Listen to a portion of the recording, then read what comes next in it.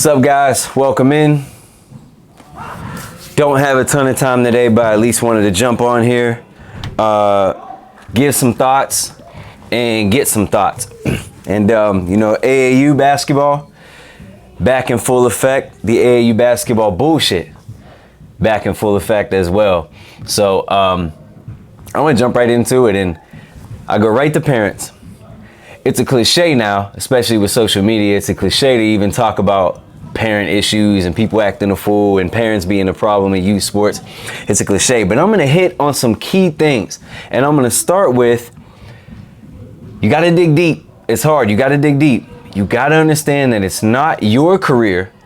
It's not your life. It is your child's life. It's your child's career. So if you start at that basis, right, the way that I try to view it is I can't have an expectation, or I can't make it an end-all be-all if my child is not what I want them to be. If I want my daughter to be the best basketball player in the country, but she's not even the best basketball player in her grade in her school, I gotta be okay with that. I have to just accept that and understand that it's okay. I just want my daughter to be a good kid. I want her to be happy. I want her to be healthy. I want her to have a work ethic. I want her to be passionate. I want her to give her all that shit, right? About just being a good human being. I just really urge adults to try to dig deep and feel that way. And then in the back of your mind, yeah, you have hopes and dreams for your child. But when you wear it on your sleeve, and you put it out there, it comes on your child in a negative way.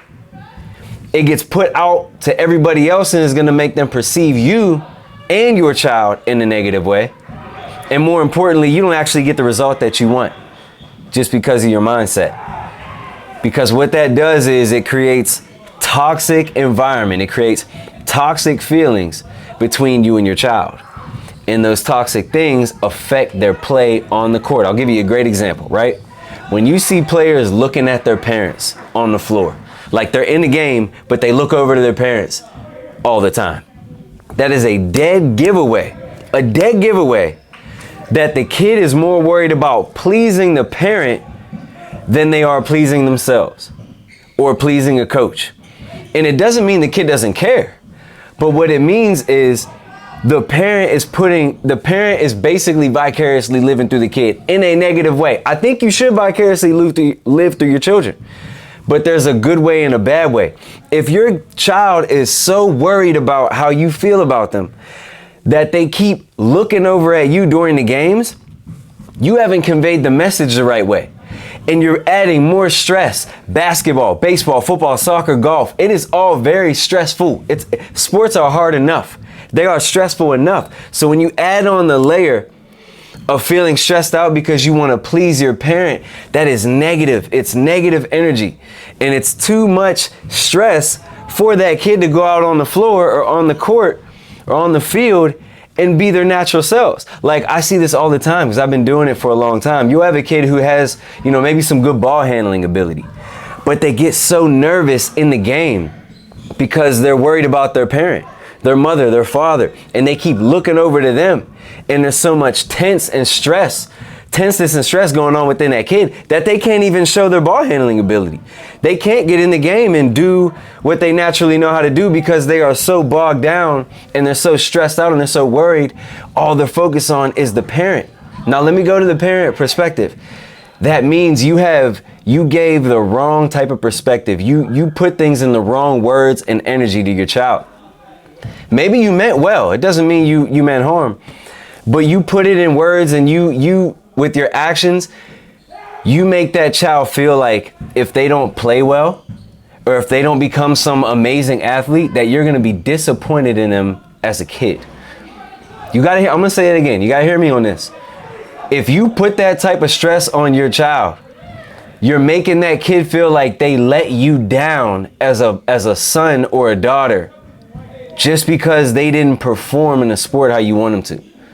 And that's fucked up. You know what I mean? Like, that is what is going to cause the issues, not only in your personal relationship with them, but it's going to cause the issue in the sport. They're never going to reach their potential. They're never going to be the player that they could be because of all that stress that mom or dad has put on them. Because even kids who are assholes, they don't want to let their parents down. You know what I mean? They really don't. So now I said all of this to talk about AAU basketball because when you get in these AAU scenarios, you usually have a bunch of people from a bunch of different places,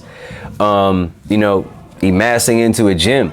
And just by nature, when you pull from that big ass pond, you're going to have a lot of fish who are doing it that way, So when AAU comes around, you kind of see it all. And AAU gets that bad rap because the truth is you could have a gym full of people and just one person with the wrong energy and the wrong actions and words fucks it up and makes it seem like, the whole thing is a mess. And at the end of it, man, I just always feel bad for the little kids because, not because they need coddled or some shit like that, but just because I know that they're feeling negative stress about pleasing their parents when there's already enough stress coming along with that sport. You know what I mean? Ryan Wooden says, was at a freshman basketball game last season and a referee literally told a kid to stop looking over at his mom because that's all he was doing. Good for that referee, Good for that referee. Again, like I've been doing this so long, like you feel bad. You feel bad inside when you watch that kid keep looking over. I'll never forget, man. And I pray I don't offend these people. I don't know if they ever see my stuff. I don't even remember their names off the top of my head. But back in 2015, I was dealing with this little girl. She was a fifth grade girl. She was very talented. She was a very good basketball player. And people used to always tell me, oh, her mom, man, watch out for her mom. Her mom is a trip, this, that, and the third. I thought her mom was a very nice woman. I was just doing private lessons with her. And then I finally went to her game one time. I went to her game, fifth grade game. And boy, they were right. Because I saw, and I remember her grandparents were there. Her grandparents were at the game. I never met them. I went there, I sat with the mom, sat with the grandparents. And, I saw every single second the girl kept looking up, and we were sitting way up in these stands, a big gym. She kept looking up and over. And I remember the granddad saying to me while we were sitting there, he's like, all she does is look at her mother. See, this is the problem. She's so worried about her mother. Now they didn't elaborate, and the mom and the granddad didn't go back and forth, but you could tell that's been a big issue. And then ever since that game, I looked at everything different. And now when we be even in our private sessions, the text conversations back and forth I would have with her mom, everything started to, kind of rear its ugly head. And I felt bad for that little girl because the ability she had didn't really show on the court, and that's why, because she was so stressed out about pleasing her mom. And here's another thing. I'm not trying to be malicious. I'm just keeping it funky. Like, usually in those situations, that mom or the dad or whoever, they usually weren't even an athlete. Like, they usually weren't even a high level player themselves. And I don't know the psychology behind that, but I know that that's usually the most troublesome parents are the ones who really weren't even any good themselves. And maybe that's where that vicarious shit comes from. Maybe they want it so bad for their kid because they didn't have it. And I mean, I guess I can understand that that's relatable in a lot of points in life. But you get these AAU games and you see a whole lot of those parents, and it messes up the whole flow of things. It messes up the brand, but it's messing up that kid too. And that's a shame. And again, to go back to my original statement, I want you to understand, guys, all of you, the kids, everybody, nobody can make you or break you. Nobody. Now, you can let them, or you can allow people to affect you greatly, both positive and negative. But at the end of the day, it's on you. I don't care what your mom says. If you can't dribble, you can't dribble. I don't care what your mom says. If you are the best shooter out there, you're going to be the best shooter out there. I don't care what the other person's mom says because they don't like you guys. If you're the best player out there, you're going to be the best player out there. There's nothing anyone can do about that.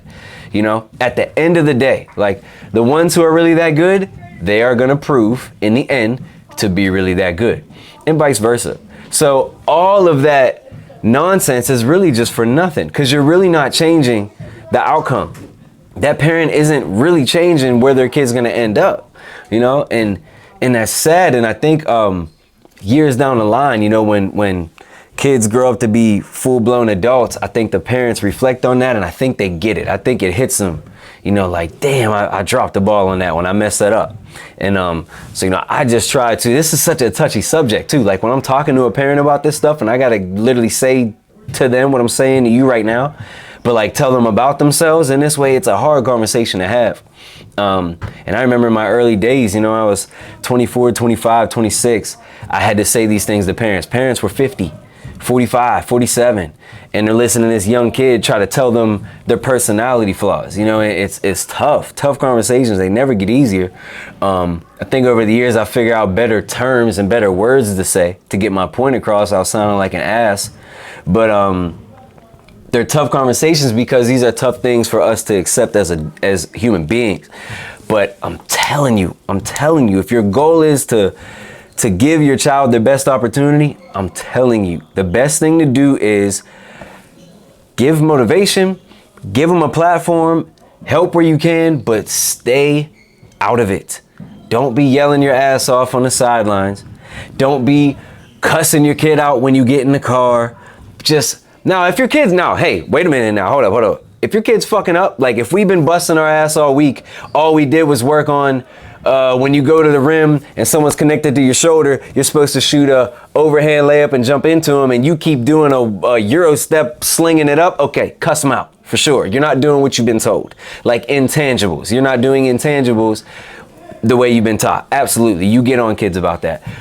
But if little Tommy just doesn't really have it in him to go be the point guard, and he keeps getting himself caught in the corner because he doesn't have the personality to go get the ball, you can't be upset with him like that. You know, if they're just not performing the way that you want them to, they're shooting the shots, they're just not going in, and you want to jump all over them and cut it. I'm telling you, you're doing the opposite. You're hustling backwards. You're actually hurting. And again, you just got to look in the mirror, you know? You just got to look in the mirror. It's going to be what it's going to be. You just have to be able to accept it and figure out what you're going to do moving forward to try to fix it, you know? And another thing I keep that kind of coincides with this is the attitude and the pure, I don't know, commitment level, I guess you could say, of the players, you know, because the players feel like mom and dad have a certain expectation, you know, good, bad, or indifferent. They have a certain expectation of how they want things to go. So the kids, you know, they get involved in these things caring much more about how things are viewed in their household rather than what the coach actually says, or rather than what's actually going on in the game. Like it's all just in perspective of their household bubble, like what mom and dad are telling them, what grandma's telling them. What about the kid that isn't taking the shots and being aggressive as they should? Yeah, so look, like, again, if I have a child who I know loves this is a great question, by the way. If I have a child that I know loves basketball, they live and sleep. I can think of a lot of kids like this right now, way back in those 2015 days that I was just talking about. If I know they love it, it's all they care about, it's all they do, and they're putting in the time, and then they just keep getting stage fright, then yeah, like I draw a line in the sand. We do it here all the time. Been doing it this way a long time in the academy. The way that I view things is you got to give kids ultimatums. I gave you an ultimatum. I've had numerous kids where they were doing what they were supposed to do as far as development, but then dad would tell me he didn't shoot again. We played 3 games this weekend. He took 2 shots. When I knew the kid was capable of taking and making the shots and he's been putting in the work, you know what I used to do? Okay. Let me know what day he'll be in. He'll be in Wednesday. Cool. When I see him this Wednesday, I'm going to make him run. He has 30 lines because he's not shooting that ball. And when you draw that hard, I wasn't cussing the kid out. I was just telling him, like, I'm trying to put it in perspective. I want you to be good. I want you to shoot the basketball. You've shown that you have the ability to do it. You've worked your butt off to get here. If I'm gonna help you, I have to draw some lines in the sand, and I gotta now punish you for not doing what you're supposed to do, what you told me you want to do. I gotta punish you. And usually what happens when you do that, that kid is gonna go left or right. Like that's when you're really gonna find out, does this kid really love this, or are they just trying to please you? Or are they just trying to please dad? Or does the kid really love it and that's what they needed? Thank you. Yes, I needed this. This is what I needed to get me over the edge. That's why you got to give them an ultimatum and draw that hard line in the sand. It's hard, man. Like, you do have to have communication skills and personal skills. You have to know how to communicate it to them with the tone of your voice, with, your body language. They have to know you care. They can't feel like you're just trying to beat up on them. They have to know you care. Nobody cares how much you know until they know how much you care. You got to let them know that somehow. I hope you have enough communication skills to do it. And once you do that, that kid is going to show their true colors, whether they really want this or whether they just want it or think they want it because they really just want to please mom or dad. So that's how I would go about it. Judge your kid, draw that line in the sand, put their feet to the fire, and let them show you what it is. Because I know 2 kids in my academy, when I did that years ago, when I did that with them, that pushed them over the edge and they quit. They're like, I don't want to do this anymore. They didn't quit basketball, but they no longer wanted to be a part of my academy and no longer wanted me and my coaches keeping that energy with them. They just didn't want it that bad. That was discomfort. That was pushing them too far. And I remember the one dad, he basically said in the conversation after that, he was like, okay, I get it now. Like, it's a waste of my time and money to be sending my kid to you. He likes basketball, but he doesn't like it that much, and I would agree with him. You know what I mean? I would agree with him. But, yeah, appreciate you guys jumping in. I got to jump off here. But anyway, let me try to grab this last question. It means more coming from a trainer. Trainers are very helpful. Oh, thanks, man. I appreciate it. Yeah.